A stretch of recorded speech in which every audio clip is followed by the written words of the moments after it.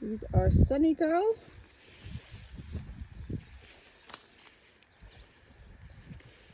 Next door is Pink Vanguard.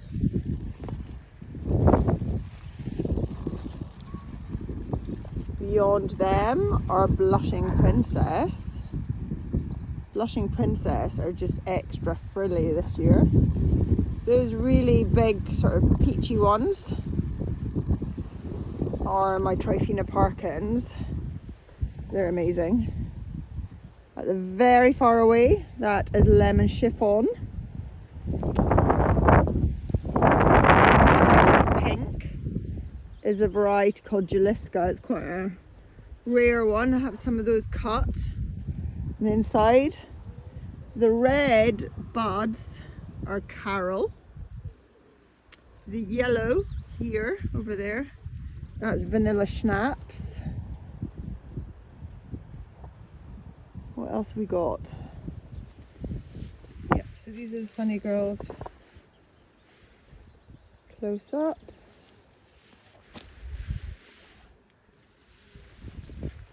These are all just now left on the plant. I'm not cutting any more of these. These are just stems that are left to photosynthesize and feed the insects. And just add some energy back into the roots for next year. It's very pretty. I like the pink with the pink of the house. There's actually a bud of Sunny Girl opening. They have quite a sort of slightly oblong shape, the Sunny Girl buds. And then they have this lovely curvy anther in the centre. Oh, there's a honeybee actually, I think. Honeybee. My brother's got honey bees on the farm, so who knows, they maybe come all the way down up the hill from where they're hanging down by the duck pond at the moment. Yep, these are all honeybees. There's a little bumblebee as well. These early varieties all have quite open centres, and so there's a lot of nectar available for insects. You can sort of see the two different pinks. I'm just trying to get you in focus. And then I just want to bring you over here. Oh, and what else have I got over here? I've got Salmon Dream, but I actually sent them off for a wedding, so they're not actually open yet. They're just opening. And beyond, Salmon Dream have a lovely, actually big head. But these are soft salmon saucer. They're just starting to open. And you can see beyond, there's a lot of things just starting to colour up bud-wise, but haven't flowered yet. Way in the distance, I have a few rare ones that are open. And then away down there, I think you can see the Roy Person's Best Yellow just on the very far left top. They're just enjoying the sun, but again, I've cut all I'm cutting on them. I've got, these are all my really early varieties, which tend to be kind of the more expensive varieties because they tend to be hybrids, etc. Anyway, what I'm trying to show you by climbing over the strings, yes, so this is Blushing Princess. It's actually a very special peony. I've just had such great luck with it. Now I just wanted to show you the height of these plants and how much foliage my plants produce, and stem length is quite considerable. So what I can do is I can do a really nice cut, and I always overcut lengthwise, so anything that I put in a bucket has at least 70 centimetres plus, because that gives me plenty of length to play around with, between 70 and maybe even 80 to a metre. But because I have quite thick stemmed peonies with a lot of foliage, they're quite strong and robust, and they have a lot of nice growth on them.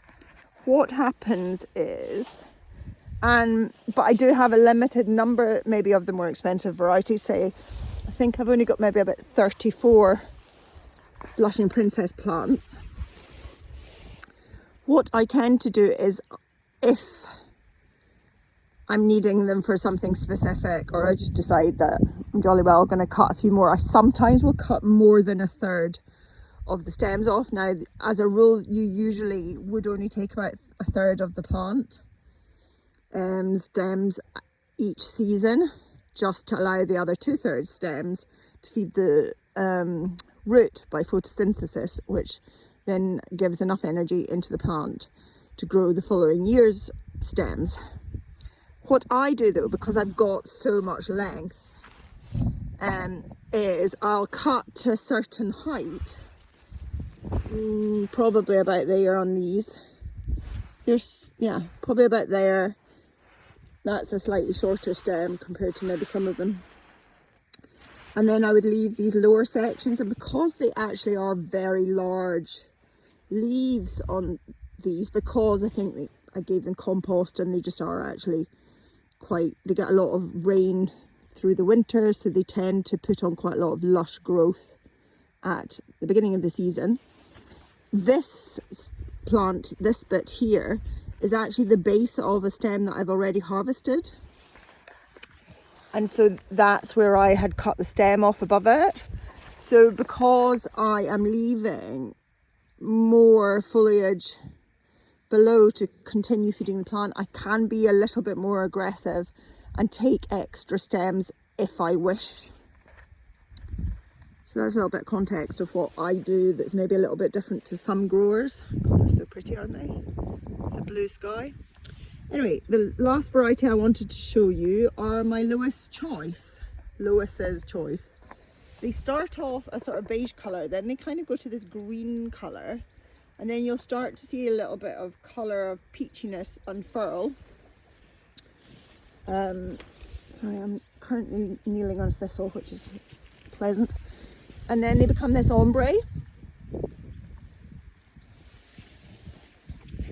And then they continue to expand and grow, and you get this beautiful, let me go round the other way. You get this beautiful form. They continue to create a really nice dome shape. These are just special, but they look so unassuming when, you know, ideally I'm selling them in bud, and the bud is not particularly attractive. That's it, kind of lime green, but actually it's almost like brownie before that. So it's quite, unless I educate people, they're not going to want to buy them when they look like that. But then it's too far on if I was selling it like this. I mean, actually you'll have another at least a week plus in the vase once they're at this stage. But yeah, just a bit of how the evolution of what Lewis's Choice goes through. And you get a really nice sort of peach. There's pinks, pale yellow. They are just kind of meh when you see them in bud. This blushing princess just starting to drop its petals there. A lovely scent, actually, a little bit rose-like actually. But these have been extra frilly. There's a bud that's not opened yet. Blushing princess.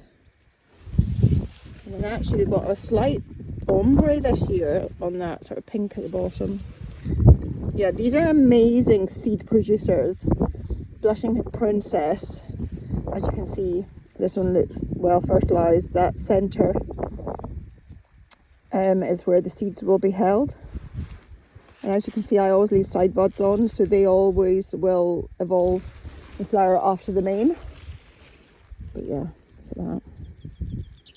Beautiful. I don't know if there's anything else that I haven't shown you yet. Let me show you this a bit closer up.